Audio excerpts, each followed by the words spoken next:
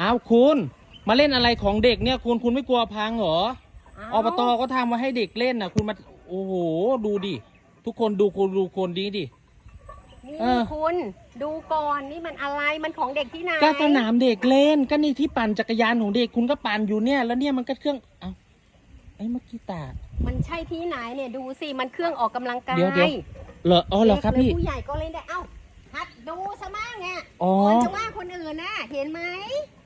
เอาอะไรผมยังไม่ได้ว่าอะไรเลยเอ้าเมื่อกี้ผมแค่ถามเฉยอ๋ออย่างนี้เรียกถามเหรอใช่ผมแค่ถามเฉยว่าคุณมาเล่นอะไรตรงนี้แค่นั้นเองอ๋อเหรอจ้าพ่อหนุ่มเนี่ยวันหลังนะอย่ามานะอย่างเนี้ยอุ้ยอะไรแย่เลยอ่ะมันเครื่องออกกำลังกายหาเรื่องกันชัดๆ